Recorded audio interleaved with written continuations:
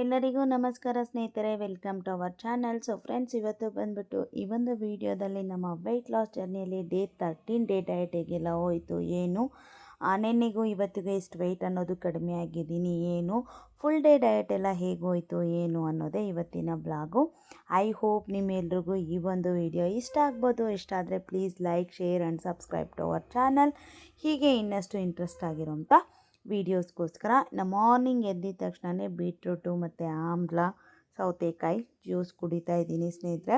So vegetable juice ಬೆಳಗ್ಗೆನೇ ಕುಡಿಯೋದ್ರಿಂದ ನಮಗೆ ಒಂದು ಬೂಸ್ಟ್ ಕೊಟ್ಟಂಗಿರುತ್ತೆ, ನಮ್ಮ ಬಾಡಿಗೆ ಒಂದು ಬೂಸ್ಟ್ ಕೊಟ್ಟಂಗಿರುತ್ತೆ. ಇನ್ನೊಂದು ನಿನ್ನೆ ನೈಟು ತಿಂದಿರ್ತೀವಿ, ನಾನಂತೂ ಆಲ್ಮೋಸ್ಟ್ 6:30 ಒಳಗಡೆ ನಾನು ಡಿನ್ನರ್ ಮುಗಿಸ್ಕೊಬಿಡ್ತೀನಿ. ಇತ್ತೀಚಿನ ದಿನಗಳಲ್ಲಿ 6:30 ಒಳಗಡೆ ಮುಗಿಸ್ಕೊಳ್ಳೋದ್ರಿಂದ ಏನಾಗುತ್ತೆ, ಆಲ್ಮೋಸ್ಟ್ ಒಂದು 14 to 15 ಅವರ್ಸ್ ಫಾಸ್ಟಿಂಗ್ ಇರುತ್ತೆ ನಂದು. ಕರೆಕ್ಟಾಗಿ ಒಂದು 9 ಗಂಟೆಗೆ ವೆಜಿಟೇಬಲ್ ಜ್ಯೂಸ್ ತೊಗೊಳ್ಳೋದ್ರಿಂದ ತುಂಬ ಒಳ್ಳೆಯದು, ಬಾಡಿಗೆ ಒಂದು ಎನರ್ಜಿ ಇದ್ದಂಗೆ ಇರುತ್ತೆ. ಕಮ್ಮಿ ಕ್ಯಾಲೋರಿ ಇರುತ್ತೆ, ಒಂದು 100 ಕ್ಯಾಲೋರಿ ಕೂಡ ಇರಲ್ಲ ಒಂದು ಇದು ಜ್ಯೂಸ್ಗೆ. ಅದು ಸ್ವಲ್ಪ ಹೊಟ್ಟೆ ತುಂಬ್ದಂಗೆ ಆಗಿರುತ್ತೆ. ಒಂದು ಅರ್ಧ ಅವರ್ ಅನ್ನೋದು ಬ್ರೇಕ್ಫಾಸ್ಟ್ನ ಪುಷ್ ಮಾಡ್ಬೋದು, ಮುಂದಕ್ಕೆ ಹಾಕ್ಬೋದು. ಸೊ ಹಾಗಾಗಿ ವೆಜಿಟೇಬಲ್ ಜ್ಯೂಸ್ ಅನ್ನೋದು ತುಂಬ ಮುಖ್ಯ ನಮ್ಮ ಒಂದು ವೆಯ್ಟ್ ಲಾಸ್ ಜರ್ನಿಯಲ್ಲಿ. ಇನ್ನು ನೀವು ಸೋರೆಕಾಯಿ ಕುಡಿತೀರಾ ಮತ್ತು ಬೂದ್ಗುಂಬಳಕಾಯಿದೆಲ್ಲ ಕುಡಿತೀರಾ ಅಂದರೆ ತುಂಬ ತುಂಬ ತುಂಬ ಒಳ್ಳೆಯದು ಬಾಡಿಗೆ. ಸೊ ಯಾಕೋ ಇವತ್ತು ಡಯಟಲ್ಲಿ ತುಂಬ ತುಂಬ ಕಡಿಮೆ ಫುಡ್ ತೊಗೊಂಡಿದ್ದೀನಿ, ಯಾಕೆ ಅಂತಲೇ ನನಗೇ ಗೊತ್ತಿಲ್ಲ. ಎಲ್ಲೂ ಹೊಟ್ಟೆ ಹಸಿವು ಅನ್ನೋ ಥರನೋ ಅಥವಾ ಬೇರೆ ಏನು ಕ್ರೇವಿಂಗು ಏನೂ ಆಗಿಲ್ಲ ಸ್ನೇಹಿತರೆ. ಇನ್ನೊಂದು ಬೆಳಗ್ಗೆನೇ ನಿನ್ನೆ ನೈಟೇ ಒಂದು ಬ್ಲೌಸ್ ಹೊಲಿತಾ ಇದ್ನ, ಆಲ್ಮೋಸ್ಟ್ 10:30 ಆಗೋಗಿತ್ತು ಬ್ಲೌಸ್ ರೆಡಿ ಆಗೋಷ್ಟರೊಳಗಡೆ.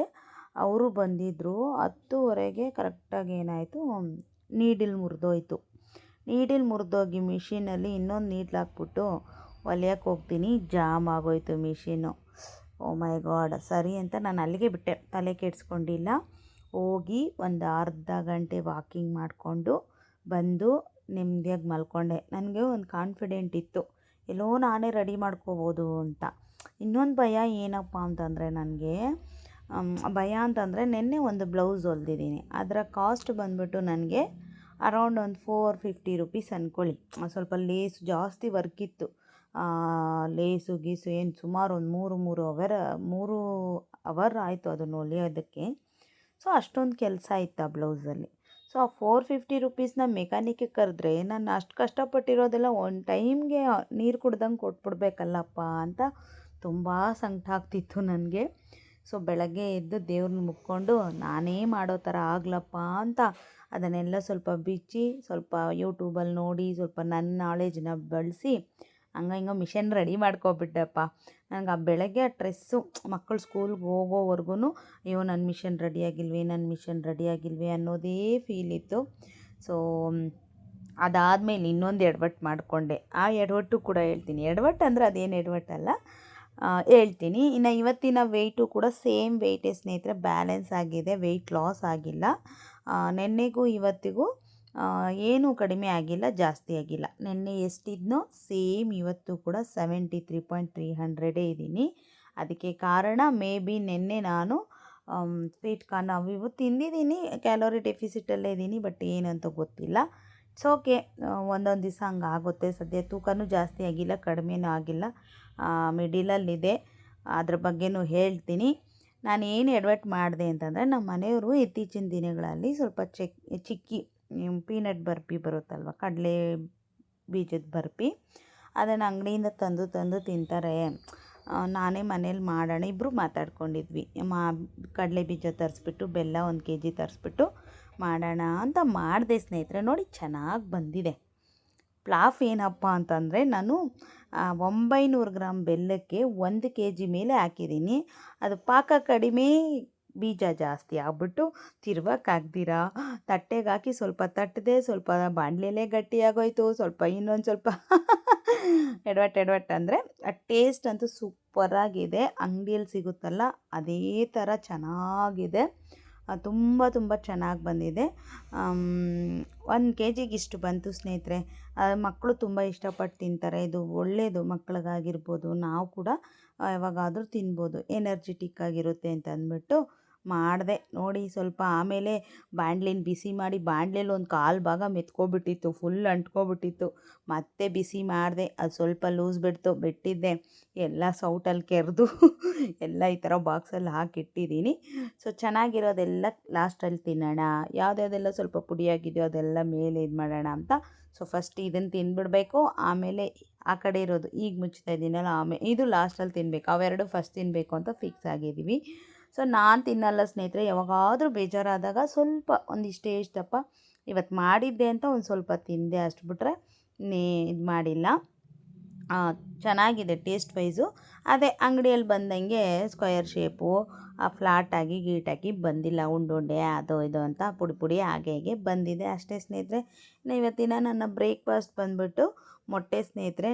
ನಮಗೆ ಈಸಿಯಾಗಿ ಜಾಸ್ತಿ ಪ್ರೋಟೀನ್ ಸಿಗಬೇಕು ಅಂತಂದರೆ ಒಂದು ಬೆಸ್ಟ್ ಆಪ್ಷನ್ ಅಂತಂದರೆ ಮೊಟ್ಟೆ ಸ್ನೇಹಿತರೆ. ನನಗೆ ಅರೌಂಡ್ ಇದರಲ್ಲೇ ನಮ್ಮ ಒಂದು ಈಗ ನಾನು ತಿಂತಾಯಿರೋ ಮೊಟ್ಟೆ ಸೈಜ್ ಏನಾದರೂ ಒಂಚೂರು ದೊಡ್ಡದಾಗಿತ್ತು ಅಂತಂದರೆ ಅದರಲ್ಲಿ ಅರೌಂಡ್ ನನಗೆ 3 ಎಗ್ಸ್ಗೆ 20 ಗ್ರಾಮ್ಸ್ ಆಫ್ ಪ್ರೋಟೀನ್ ಸಿಕ್ಬಿಡುತ್ತೆ.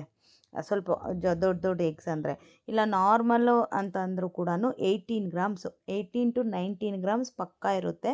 ಒಂದು ಮೊಟ್ಟೆಯಲ್ಲಿ 6 to 7 ಗ್ರಾಮ್ಸ್ ಅಂತೂ ಪ್ರೋಟೀನ್ ಇದ್ದೇ ಇರುತ್ತೆ. ಸೊ ಬೆಳಗ್ಗೆ ಬ್ರೇಕ್ಫಾಸ್ಟ್ಗೆ ಒಳ್ಳೆ ಪ್ರೋಟೀನ್ ಉಳ್ಳ ಫುಡ್ಡು ತಿನ್ನೋದ್ರಿಂದ ನಮಗೆ ಹೊಟ್ಟೆ ಹಶ್ವು ಅನ್ನೋದು ಕಡಿಮೆ ಆಗುತ್ತೆ, ಕ್ರೇವಿಂಗ್ಸ್ ಅನ್ನೋದು ಸ್ವಲ್ಪ ಕಡಿಮೆ ಆಗುತ್ತೆ ಸ್ನೇಹಿತರೆ. ಹಾಗಾಗಿನೇ ಇದು ತಿನ್ಬಹುದು ಅಂತ ನಾನು ಅಂದ್ಕೊಂಡು ನಾನು ಯಾವಾಗಲೂ ಅಷ್ಟೇ 3 ಹೋಲ್ ಎಗ್ಸ್ ತಿಂತೀನಿ ಸ್ನೇಹಿತರೆ. ಇದೇ ಬ್ರೇಕ್ಫಾಸ್ಟು, ಸ್ವಲ್ಪ ನೀರು ಕುಡ್ಕೊಂಡು ಇದು ಮಾಡ್ಕೊಂಡಿರ್ತೀನಿ. ಸೊ ಇದೇ ಹೋಲ್ ಮೀಲ್ ಥರ ತೊಗೊತೀನಿ. ಇದಾದಮೇಲೆ ನನಗೆ ಸ್ವಲ್ಪ ಯಾಕೋ ಹೇಳಿದ್ನಲ್ವಾ, ಈ ಟೆನ್ಷನು ಸ್ಟ್ರೆಸ್ಸು ನನಗೆ, ಅಯ್ಯೋ ಮಿಷಿನ್ ಹಿಂಗಾಗೋಯ್ತಲ್ಲ, ಆಮೇಲೆ ಬೆಳಗ್ಗೆ ಬೇರೆ ಇದು ಬೇರೆ ಸ್ವಲ್ಪ ಮೈಲ್ಡಾಗಿ ತಲೆ ಒಂಥರ ಇತ್ತು. ಸೊ ಹಾಗಾಗಿನೇ ನನಗೆ ಮತ್ತು ನನ್ನ ಫ್ರೆಂಡ್ ಬಂದಿದ್ದರು. ಸೊ ಅವ್ರಿಗೂ ಕೂಡ ಸೇರಿಸಿ ಗ್ರೀನ್ ಟೀ ಹಾಕ್ತೀನಿ. ಗ್ರೀನ್ ಟೀ ಕುಡಿದ್ಬಿಟ್ಟು ಇನ್ನು ಒಂದು ಡ್ರೆಸ್ ಇತ್ತು ಸ್ನೇಹಿತರೆ, ಡ್ರೆಸ್ ಸ್ಟಿಚ್ ಮಾಡಿದೆ. ಇವತ್ತೆಲ್ಲೂ ನಾನು ತೋರಿಸ್ಕೊಳ್ಳೋಕ್ಕೂ ಕೂಡ ಟೈಮ್ ಇಲ್ಲ ಬಿಡಿ ಸ್ನೇಹಿತರೆ.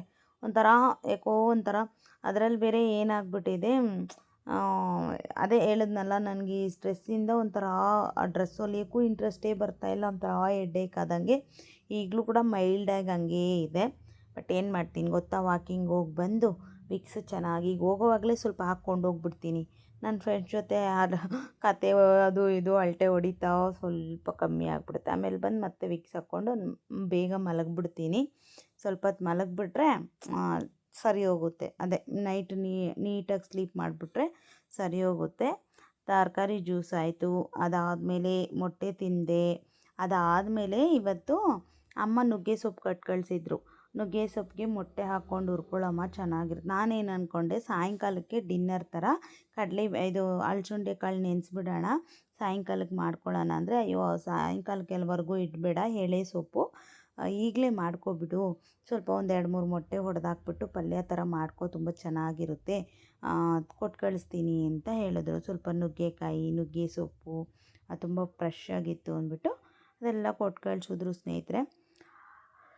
ಅದನ್ನು ಮಾಡಿಕೊಂಡು ಮಧ್ಯಾಹ್ನಕ್ಕೆ ನುಗ್ಗೆ ಸೊಪ್ಪು ವಿತ್ ರೋಟಿ ತೊಗೊಂಡಿದ್ದೆ ಸ್ನೇಹಿತರೆ. ಅದೇ ನನಗೆ ಊಟ, ಅದೇ ತೊಗೊಂಡೆ. ಈ ಗ್ರೀನ್ ಟೀ ಕುಡ್ದು ಆದಮೇಲೆ ಕರೆಕ್ಟಾಗಿ ಒಂದು 2:30ಗೆ ತೊಗೊಂಡಿದ್ದೀನಿ ಇವತ್ತು ಮಧ್ಯಾಹ್ನದ ಊಟ. ನುಗ್ಗೆಕಾಯಿ ನೋಡಿ ಏನು ಫ್ರೆಶ್ ಆಗಿದೆ, ನಾಳೆ ಕಟ್ ಮಾಡಿಬಿಟ್ಟು ಪಲ್ಯ ಥರ ಮಾಡಬೇಕು. ನನಗೆ ಈ ಕಡಲೆ ಬೀಜದ ಪುಡಿ ಹಾಕಿಬಿಟ್ಟು ನುಗ್ಗೆಕಾಯಿ ಪಲ್ಯ ಮಾಡ್ತೀನಿ, ಏನು ಸೂಪರಾಗಿರುತ್ತೆ ಗೊತ್ತಾ. ಎಷ್ಟು ಪಲ್ಯ ಆದರೂ ನಾನು ಒಬ್ಬಳೇ ತಿಂದ್ಬಿಡ್ತೀನಿ, ಅಷ್ಟು ಇಷ್ಟ ನನಗೆ.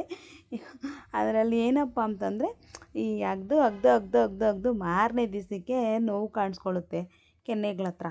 ಏನಿದು ಕೆನ್ನೆ ನೋವು ಅಂತ, ನೆನ್ನೆ ಆರೇಂಜಿಗೆ ನುಗ್ಗೆಕಾಯಿ ತಿಂದಿದ್ದೀನಿ ಅಂತ. ಒಂಥರ ಟೇಸ್ಟ್ ಸೂಪರಾಗಿರುತ್ತೆ. ನೋಡೋಣ ನಾಳೆ ಸಾಂಬಾರು ಮಾಡೋದಾ ಇಲ್ಲ ನುಗ್ಗೆಕಾಯಿ ಪಲ್ಯ ಮಾಡೋದಾ ಅಂತ. ಇನ್ನು ಜೋಳದ ರೊಟ್ಟಿ 1 ರೊಟ್ಟಿ ಅಷ್ಟು, ಜೋಳದ ರೊಟ್ಟಿ ವಿತ್ ನುಗ್ಗೆಕಾಯಿ ಪಲ್ಯ ತೊಗೊಂಡೆ ಸ್ನೇಹಿತರೆ. ನುಗ್ಗೆ ಸೊಪ್ಪಿನ ಪಲ್ಯ ವಿತ್ ಮೊಟ್ಟೆ ಹಾಕಿ ಒಂದು ಫುಲ್ ಮೀಲ್ ಸೂಪರಾಗಿತ್ತು ಸ್ನೇಹಿತರೆ, ತುಂಬ ಚೆನ್ನಾಗಿತ್ತು. ಅದನ್ನು ಕೂಡ ತೊಗೊಂಡೆ. ಇನ್ನು ನೈಟ್ ಡಿನ್ನರ್ಗೂ ಕೂಡ ಇದೇ ತೊಗೊಂಡೆ ಸ್ನೇಹಿತರೆ. ಈ ಪಲ್ಯನೇ ಸ್ವಲ್ಪ ಇತ್ತು, ಸೊ ಅದನ್ನೇ ತೊಗೊಂಡು ಡೇ ರೊಟೀನ್ ಅಂತೂ ಮುಗಿಸಿದ್ದೀನಿ. ನಾಳಿನ ಡಯಟ್ ವ್ಲಾಗಲ್ಲಿ ಮತ್ತೆ ಸಿಗ್ತೀನಿ. Thank you for watching. Bye.